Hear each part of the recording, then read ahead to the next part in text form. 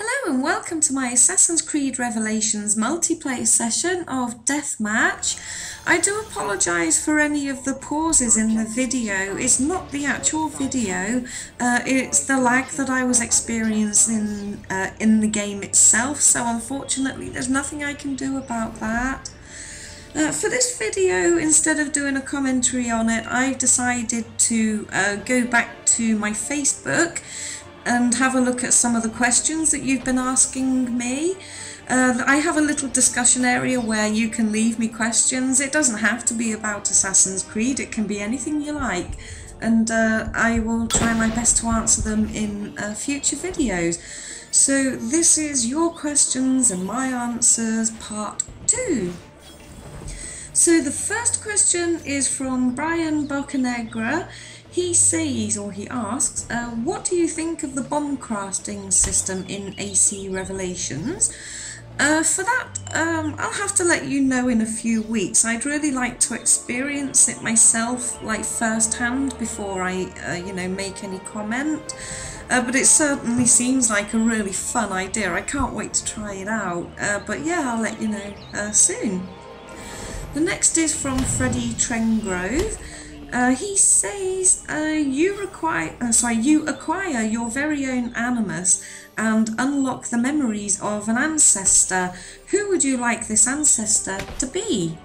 Well, I think I would like it to be Henry VIII.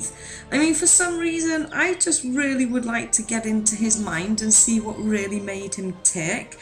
I mean, I don't know, maybe perhaps in a previous life I was Anne Boleyn and I just want to see if he regrets chopping my head off. Yeah, but I think it would have to be Henry VIII.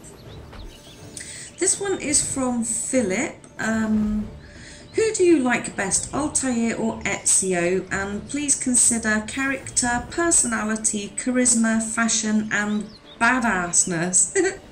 Oh wow.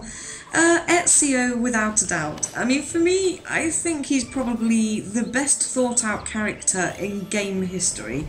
I mean, I've read all 3 Assassin's Creed novels now too, and Ezio, to me, he's just absolutely awesome. I mean, his humour, it's really subtle and it's so funny. His heart, he's got such a very deep heart, and yet it's just broken and lost, and you just can't help but feel kind of sad for him, really. He's got purpose, responsibility, and he's strong and determined and like well-mannered and courteous as well. I think the creators of Ezio have just given his soul a great deal of depth and fashion. What? Who cares about fashion when you've got all that, I just think he's just the best written fictional character I've ever had the pleasure of never being able to meet. So this next one is from Brad Manus. Which abilities do you like and for what mode and why do you like them? Well, for Wanted, I like Poison, which is Disguise and Poison, simply because it just gives maximum points, and in Manhunt, I use Smoke Bomb and Mute, or Firecrackers as well now, actually, but I use them only when I'm being pursued, because they just offer really good defense. And then when I'm the one, that's the pursuer, I then use Templar Vision and Charge. And really I only use Templar Vision because sometimes in a moving, morphed crowd, I find it hard to spot a target, in a hurry. And when you've got like 3 other teammates that are also after targets, you kind of have to be a bit quick.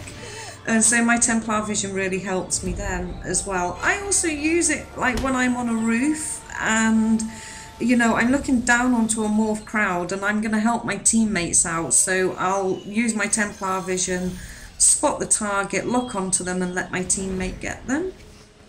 So that's why I use that, and Charge is like, it's just a guaranteed kill really, into a morphed crowd, and so, you'll still get your silent bonus with that, as long as you were already silent before you triggered the ability. Anyway, moving on, the next one, actually it's a similar question, it's from Manx Dude, He's just asking what's your favourite ability combo and why.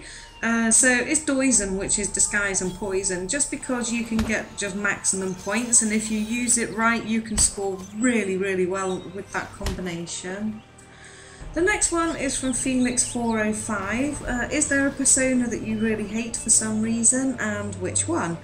Well, I don't hate so much as just dislike, and there are actually two. I really don't like the blacksmith. I don't know why. I mean, I don't ever play well really when I'm, you know, playing as him. And it's his sound effects as well, you know, when he clubs you. That sound effect seems to be like 10 times louder than anything else in the game, and it always makes me jump. So I kind of don't like him so much. But the nobleman is by far my worst. I really don't like him. He just gives me the creeps. Yeah, that's just pure and as simple as that. This next one is from TonyDav43. Why does a football net have holes in when it's designed to stop the ball not to go through the holes? Oh my god. I mean, seriously, a guy asking a girl about football. But okay, you asked, I said I'd answer. Here we go. Right, the standard FIFA Championship football has a circumference of 71 centimetres, or 28 inches, and is generally referred to as a size 5. This is a global standard for FIFA. Now, the standard net has around 3,000 holes in it. Now, the uprights are 8 yards, or 24 feet apart, and the lower edge of the crossbar is 8 feet above the ground. The goalpost and the crossbar can be made of wood or metal, or it can be square, oval or round, and the goalpost and the crossbar must be white. The top of the net should extend 2 feet behind and be level with the crossbar. So the holes in the net are actually set to a specific size so as not to allow the ball to travel through them. Now, I hope this answers your question in so much detail that you will never ask me another football question again, so thanks for that. Moving on swiftly. This is from Samuel Chavarus, I think it might be pronounced. Do you only play Assassin's Creed games, or are there other games that you play on the 360? Well, I actually have loads of Xbox games and loads of Wii games, but I'm just particularly obsessed with Assassin's Creed, so I just rarely play anything else. But if a game is an RPG, then the chances are I've got it in my collection. This is from Unit 55665, a similar question to one that I answered before, Ezio or Altair? And so my answer really would be Ezio, but then also stuff it. Why not both? I mean, I kind of have a newfound respect for Altair now after reading The Secret Crusade. I kind of really started to warm to him after reading that. Next one is another one from TonyDav43. Why is it that assassins are taught how to pickpocket, interrogate, eavesdrop, climb houses, use weapons of various sorts, but not how to swim? Well, actually, it's only Altair that can't swim, and mainly because there was never any need to. I mean, if he could swim, then that assassination in Aqueduct would be pointless, simply because it wouldn't be a challenge at all.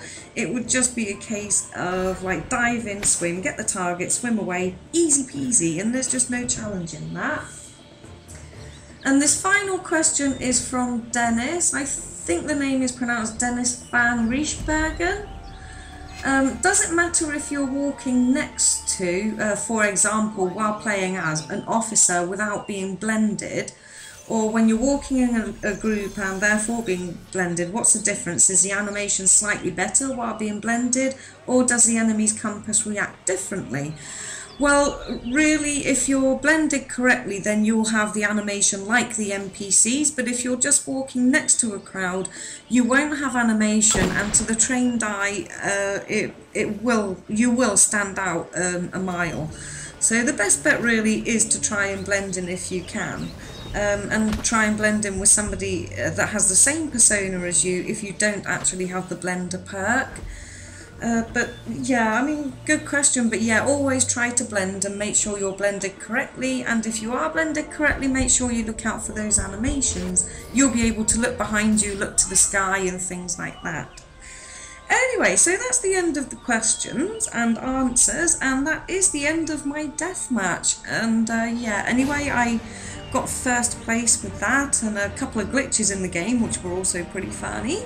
The deacon at the end was just like suspended in the air there, and I couldn't do anything about that. I couldn't kill him, oh my god. Anyway, thank you for watching. If you're new to the channel, feel free to subscribe, and don't forget to check out the video description for the links to my Facebook, my Twitter and my live stream. So for now, that's all from me. Thank you ever so much for watching. See you soon. Bye!